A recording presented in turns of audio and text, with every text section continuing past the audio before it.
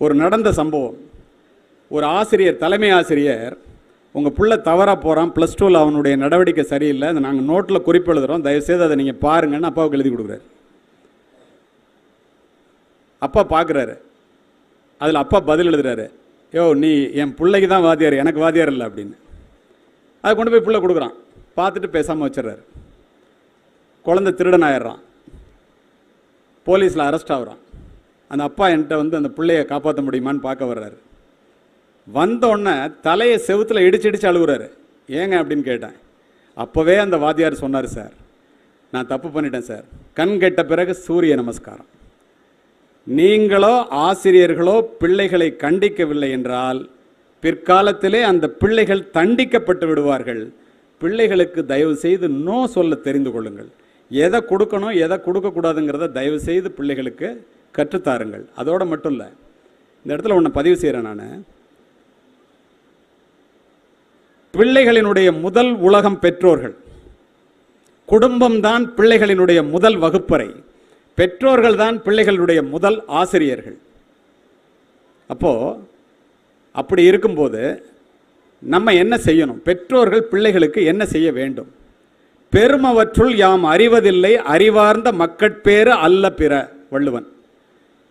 உன்கிட்ட இருக்கிற சொத்துலேயே பெரிய சொத்து எதிரான பெரிய பங்களா, பெரிய காரு, பெரிய நிலம், 100 ஏக்கர், அதெல்லாம் இல்லை. Bank balance. உன்கிட்ட இருக்கிற குழந்தை தாண்டா உன்கிட்ட இருக்கிற சொத்துலேயே பெரிய சொத்து. முட்டாளே அது உனக்கு தெரியவில்லையேங்கிறான். குழல் இனிது யாழ் இனிது என்பர் மக்கள் மழலை சொல் கேளாதோர். மக்கள் மெய்தீண்டல் உடலுக்கு இன்பம் அவர்தம் சொல் கேட்டல் இன்பம் செவிக்கின்னா.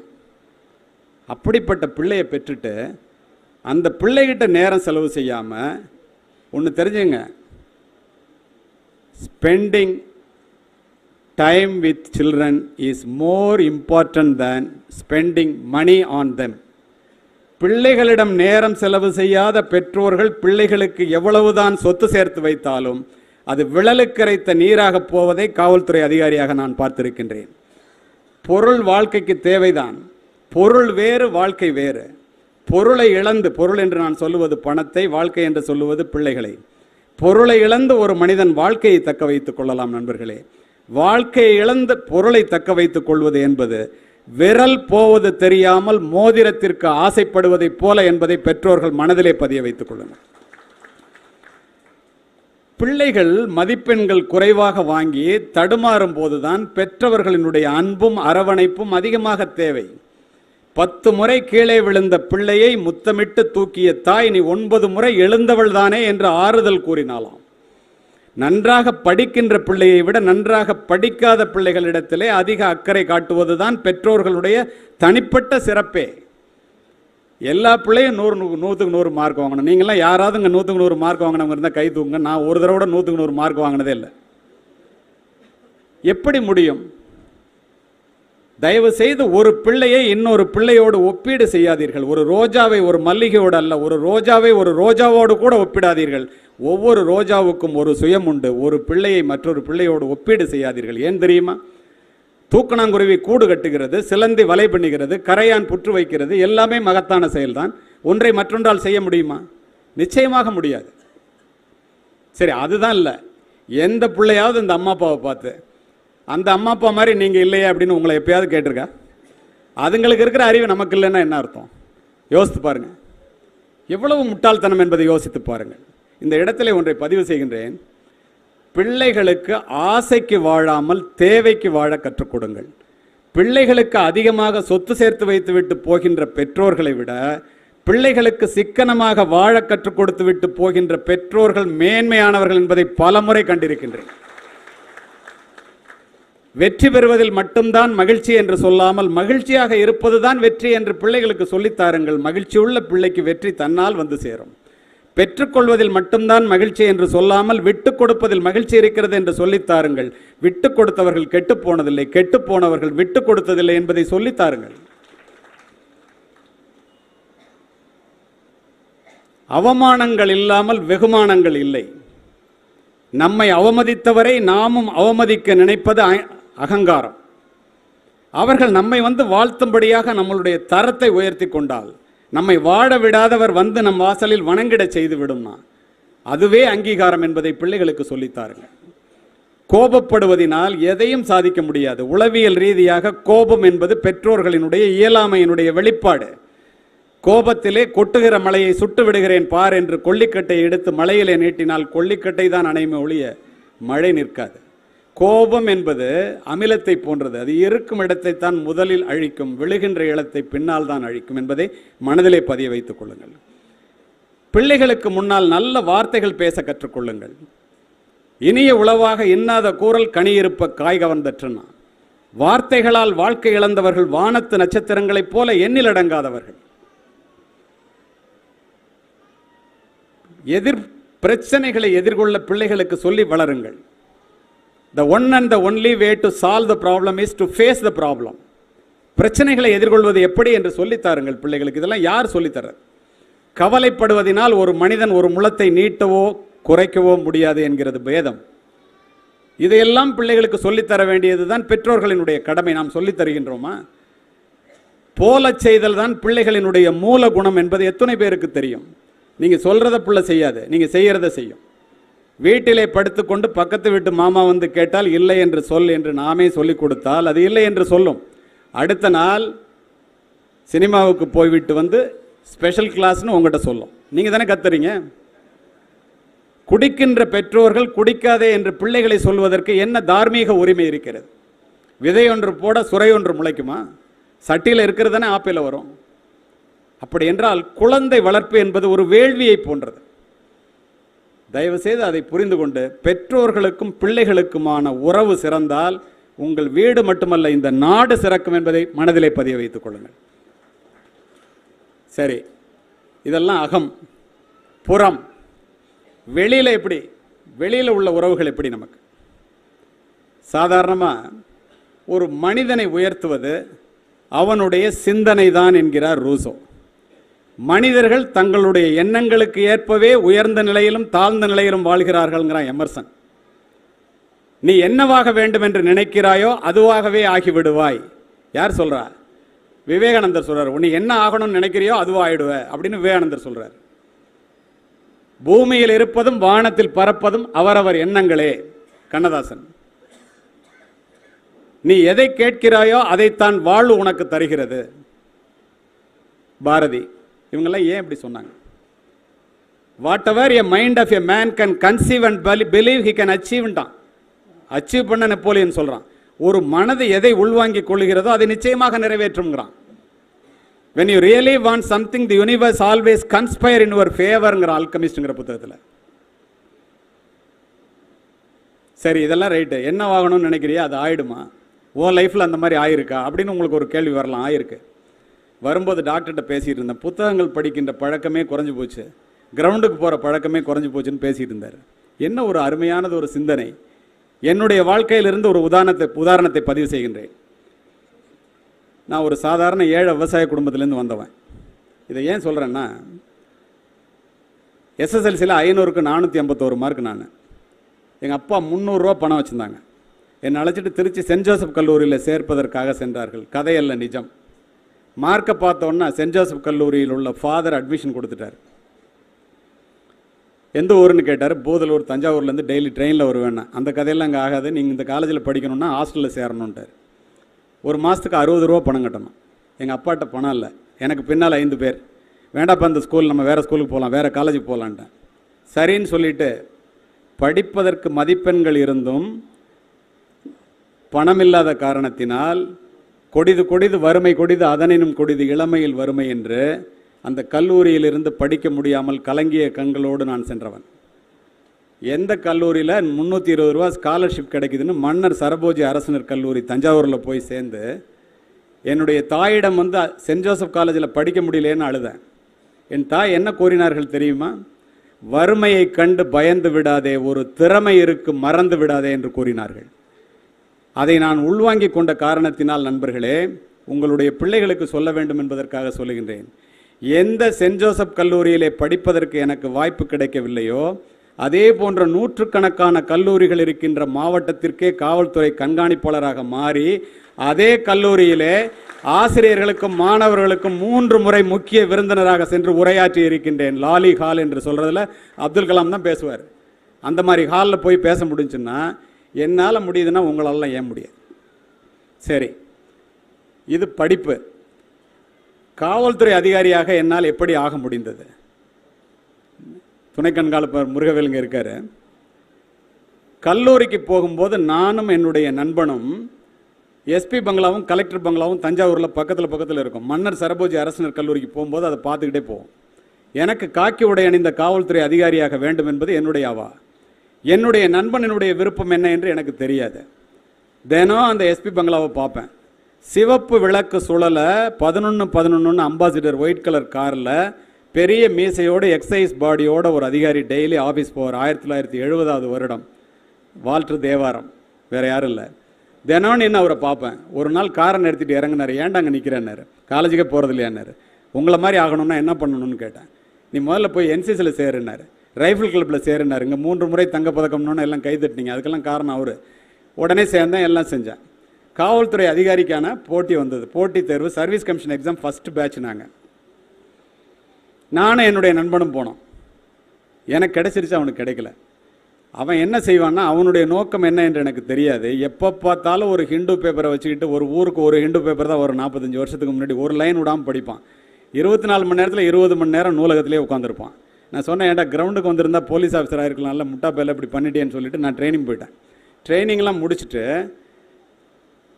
எந்த எஸ்பி பங்களாவை பார்த்து கொண்டு ஒரு நாட்டுப்புறத்து ஏழை சிறுவனாக கல்லூரிக்கு சென்றேனோ, அதே போன்றது ஒரு எஸ்பி பங்களாவிலே சிவப்பு விளக்கு சுழல காவல்துறை அணிவகுப்பு மரியாதையை ஏற்று என்னுடைய தாயுடன் மாவட்ட கண்காணிப்பாளராக குடிபுகுந்தேன். கிளைமேக்ஸ் என்னமோ தான், நான் தான் பெருசாக சாதிச்சிட்டேன்னு சொல்லி பொறுப்பேற்று முடித்துவிட்டு மரியாதை நிமித்தமாக மாவட்ட ஆட்சித்தலைவரை பார்ப்பதற்கு மாவட்ட கலெக்டர் அலுவலகத்திற்கு சென்றேன். நண்பர்களே, நூலகத்திலே அதிக நேரம் இருந்த என்னுடைய நண்பன் மாவட்ட ஆட்சித்தலைவராக அமர்ந்திருந்தான். எங்களால் இவ்வளோ ஏழை குடும்பத்திலேருந்து வர்ற எங்களால் ஒரு கலெக்டராகவும் ஒரு எஸ்பியாகவும் ஆக முடியுதுன்னா, உங்கள் பிள்ளைங்களை இந்த மாதிரியெல்லாம் மகிழ்வோர் மன்றம் வச்சு இப்படியெல்லாம் செய்கிற இடத்துல வர வைக்க முடியலன்னா, தாயினுடைய பெருமை, தந்தையினுடைய பெருமை, பிள்ளையினுடைய அருமை, மனைவியினுடைய பெருமை, குடும்பத்தினுடைய பெருமை அத்துணையும் தெரிந்து நீங்கள் செய்யலைன்னா அது யாருடைய தப்பு? ஒழுக்கத்தை உருவாக்கி வளர்ப்பது தான் கல்வியினுடைய தலையாய குறிக்கோள். ஒழுக்கத்தை தராத கல்வியும் விளைச்சலை தராத வயலும் வீணானது. இள வயதிலே புயல் போல வருகின்ற உணர்ச்சிகளை அடக்கி ஆள கற்றுக் கொடுங்கள் அல்லது கற்றுக்கொள்ளுங்கள். மனதை வேலைக்காரனாகவும் அறிவை தலைவனாகவும் கொண்டு இயங்க கற்றுக்கொள்ளுங்கள். ஒரு அதிகாலை பொழுதிலே எழுந்து அமைதியாக உட்கார்ந்து நெஞ்சிலே கை வைத்து நம்மிடம் இருக்கின்ற கெட்ட பழக்கங்கள் என்ன? சிந்தனை சிதறாமல் படிப்பதற்கு, சிந்தனை சிதறாமல் வாழ்க்கையிலே முன்னேறுவதற்கு நம்மை இழுப்பது எது? கிராவிடேஷனல் ஃபோர்ஸ் மாதிரி கீழே இழுக்கிறது நெகட்டிவ் தாட்ஸ், வெலாசிட்டி மாதிரி மேலே கொண்டு போகிறது பாசிட்டிவ் தாட்ஸ். எது அதிகமாக இருக்கோ அதுதான் மனிதன். அதற்கு என்ன செய்ய வேண்டும்? மற்றவர்களுக்கு தெரிந்தால் மானம் போய்விடுமே, மரியாதை போய்விடுமே என்ற எத்தனையோ கெட்ட பழக்கங்களோடு நாம் வாழ்ந்து கொண்டிருக்கின்றோம். அதனை விட்டொழித்தீர்களே. ஆனால் you be the change you want. இந்த நாடு நன்றாக இருக்க வேண்டும் என்றால் நீ முதலில் நல்லவனாக மாறு. நிச்சயமாக நாடு நலம் பெறும். உலகத்திலே ஒரு அயோக்கியன் குறைந்தான் என்பது நிச்சயமான உண்மை. ஈன்றால் பசிகாண்பால் ஆயினும் செய்யற்க சான்றோர் பழிக்கும் இணைங்கிறான் வள்ளுவன். பெற்ற தாய் பசியோடு இருந்தால் கூட தப்பா செய்யாதரான்ட்டான். சிறப்புடை மரபின் பொருளும் இன்பமும் அறத்து வழிபடும்னா. உங்களுக்கு தெரியுமா, 6 மாதத்திற்கு முன்னால் அமெரிக்காவிலே ஒபாமா உரையாற்றி கொண்டிருந்தார். அமெரிக்க பல்கலைக்கழக மாணவர்களிடத்திலே ஒரே ஒரு கேள்வியை வச்சார். ஏண்டா, நீ எல்லாரும் 100 வருஷமாக உனக்கு ஒரு கம்ப்யூட்டர் இருக்கு. இந்தியாவில் 100 பேர் கூட ஒரு கம்ப்யூட்டர் இல்லை.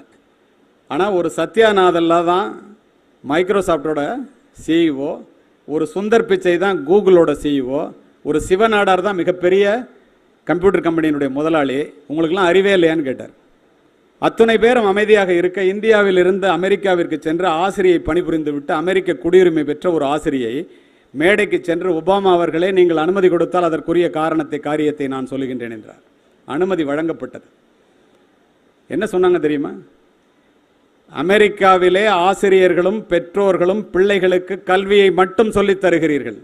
எங்களுடைய இந்தியாவிலே ஆசிரியர்களும் பெற்றோர்களும் பிள்ளைகளுக்கு கல்வியோடு சேர்த்து ஒழுக்கத்தையும் சொல்லித் தருகிறார்கள்.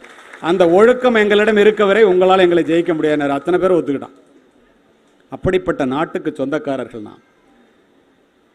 பணம் பணம் பணம்னு ஓடுறமே, பாடுபட்டு தேடி பணத்தை சேர்த்து வைக்கும் கேடுகட்ட மானிடரே கேளுங்கள், கூடுவிட்டு ஆவிதான் போயினபின் யாரே அனுபவிப்பார் பாவிகால் இந்த பணம்.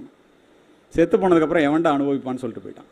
9 நாழி உடுப்பது 4 முழம் 80 கோடி நினைத்தென்னுவ கண் புதைந்த மாந்தர் குடி வாழ்க்கை மண்ணின் களம்போல சாந்துணையும் சஞ்சலமே தான்.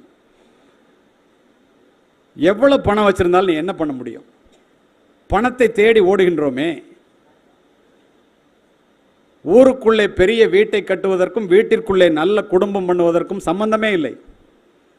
BMW காரில் ஸ்ரீ ஹாஸ்பிட்டலுக்கு ஆப்ரேஷனுக்காக வர்றதை விட நடந்து மகிழ்வோர் மன்ற கூட்டத்துக்கு வர்றவன் நல்லவன் டாக்டருக்கு தெரியும். வளமான வங்கி கணக்கிற்கும் நலமான உடல் நலத்திற்கும் சம்பந்தமே இல்லை. இந்தியா மகிழ்ச்சியையும் அமைதியை இழந்த கோடீஸ்வரர்களால் நிரம்பி வழிகிறதுங்கிறான் ராபின் சர்மா. ஏன் அப்படி சொல்றான் நினைச்சு பாருங்க. கண்ணதாசன் சொல்லுவான், 6 ரூபா சம்பளத்தில் வேலை பார்த்தா 100 ரூபா கிடைச்சா பரவாயில்லன்னு நினச்சேன், அதுக்கப்புறம் 1000 ரூபா கிடைச்சா நல்லா இருக்கும்னு நினச்சிச்சு, லட்சம் கிடைஞ்சிச்சு, கோடீஸ்வரன் ஆகணும்னு மனசு ஆசைப்பட்டுச்சு. ஆனால் இப்போ மனசு அமைதி அடைஞ்சிச்சா? இல்லை, நோட் அடிக்கிற உரிமையே கேட்குதுமா. செல்வம் என்பது சிந்தையின் நிறைவே. போதும்னா போதும், நம்ம வாழ்வதற்கு தேவையான பணம் குறைவுதான், பக்கத்து வீட்டுக்காரன மாதிரி வாழ்கிறதுக்கு தேவையான பணம் தான் அதிகம். அதை புரிஞ்சுக்கிட்டா போதும். முக்கியமாக பெண்கள். இறுதியாக ஆனால் உறுதியாக, மரணத்திற்கும் நமக்கும் உள்ள உறவு என்ன? நன்றாக கேட்டுக்கொள்ளுங்கள். ஜனனமும் பூமியில் புதியது இல்லை, மரணத்தைப் போலொரு பழையதும் இல்லை, இரண்டும் இல்லாவிட்டால் இயற்கையும் இல்லை, இயற்கையின் ஆணைதான் ஞானத்தின் எல்லை, ஞானம் போதிப்பதில் மரணத்துக்கு நிகரானது உலகத்தில் வேறு எதுவுமே இல்லை. 100 ஞானிகளும் 1000 புத்தகங்களும் சாதிக்க முடியாததை போதிக்க முடியாததை ஒரே ஒரு மரணம் போதித்துவிடும். எப்படி தெரியுமா?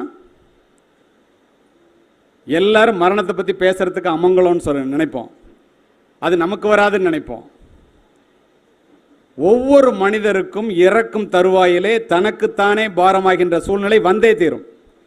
அந்த நேரத்திலே நம்முடைய பணம், பதவி, பட்டம் இது எல்லாம் பட்டியலுக்கு வராது.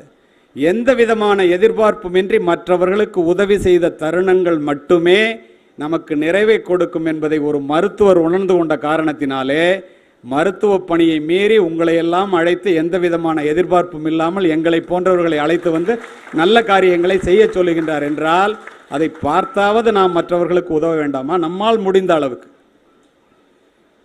இதை இந்த இடத்துல ஏன் குறிப்பிடுகின்றேன் தெரியுமா? நிறைய நாள், நிறைய ஆண்டுகள் வாழ வேண்டும் என்று நினைப்பவர் பலர், நன்றாக வாழ வேண்டும் என்று நினைப்பவர் சிலருங்கிறான் ராபின் சர்மா. ஆயுளினுடைய பெருமை ஆண்டுகளில் இல்லை, வாழுகின்ற முறையில்தான் இருக்கிறது என்கிறான் ஹோமர் என்ற 8ஆம் நூற்றாண்டு தத்துவ ஞானி. அவன் என்ன சொல்றான் தெரியுமா? எவ்வளோ நாள் வாழ்கிறேங்கிறது முக்கியம் இல்லடா, எப்படி வாழ்கிறேங்கிறது தான் முக்கியம். ஏன் அப்படி சொன்னான் தெரியுமா? 30களிலேயே முடிந்து போனவர்கள் பாரதியும் விவேகானந்தரும் சீனிவாச ராமானுஜமும், அவர்களை பற்றி நாம் பேசுகின்றோமே. 100 ஆண்டுகள் வாழ்கின்ற நம்மை பற்றி யாராவது பேசும்படி நாம் வாழ்கின்றோமா? நினைத்து பாருங்கள். ஏன்? முடி சார்ந்த மன்னரும் முடிவில் பிடிசாம்பலாவர் என்பது காலதேவனினுடைய கடைசி தீர்ப்பு. உலகாண்ட மன்னவரும் மற்றெல்லாரும் உயிரிறங்கும் போதில் இதை கொண்டு சென்றார். நிலமென்றால் 6 அடிதான், அதற்கும் மேலே நெருப்பிலிட்டால் சாம்பல் அன்றி மெய்தம் ஏதோன்னா. எவ்வளோ பெரிய ஆளாக இருந்தாலும் என்ன நடக்குது? உலகெல்லாம் ஊரெல்லாம் கூடி உறக்க அழுதிட்டு பெயரினை நீக்கி பிணமென்று பெயரிட்டு செத்தோன்னு எவ்வளோ பெரிய ஆளாக இருந்தாலும் பேரை நீக்கிட்டு பிணம்பான். நான் ராஜா அப்படின்னா ராஜாம்பானா? சூரியன் காட்டிடை கொண்டு போய் சுட்டிட்டு நீரினில் மூழ்கி நினைப்பொழிந்தனரே, தண்ணியில் மூழ்கி இலை போட்டு சாப்பிட்ருவோம் யாராக இருந்தாலும். அப்போ நம்ம வாழ்கிற வாழ்க்கை எப்படி இருக்கணும்? மகுடம் தாங்கிடும் மல்லுடல் மன்னரும் மாங்கனி தேன்கூடம் ஏந்திடும் பெண்டிரும் தேக்கினை மாளிகை ஆக்கிடும் சிற்பியும் உலகமும் தனதென ஆண்டிடும் மனிதரும் சம்போ சிவமென வாழ்ந்திடும் முனிவரும் சகலமும் தனதென பதுக்கிடும் தலைவரும் அவரை நம்பிடும் முட்டாள் தொண்டரும் சுடலையில் சமமாய் உறங்கிடல் நேர்ந்திடும். சுடலைனா சுடுகாடு. இதை உணர்ந்தால் வாழ்க்கை உன்னதமாயிடும்னா. Who will cry when you die என்று ஒரு ராபின் சர்மாவினுடைய மிக அருமையான புத்தகம். அதில் வாழ்க்கைன்னா என்னன்னு சொல்லுவான். என்ன சொல்லுவான் தெரியுமா? இதை சொல்லி முடிக்கிறேன். When you were born, you cried while the world rejoiced. நீ பிறக்கும்போது நம்ம அழுதுகிட்டே பிறக்கிறோம், சுற்றி இருக்கிறவங்க எல்லாம் சிரிக்கிறாங்க. Live your life in such a way when you die. The world cries while you rejoice. உலகமே அழுவணும், நீ சிரிச்சுக்கிட்டே நிம்மதியாக சாவணும். அதுதான்டா வாழ்க்கையினுடைய அர்த்தம். நல்ல வேலை போனாண்டான்னு யாரும் நினைக்கக்கூடாது.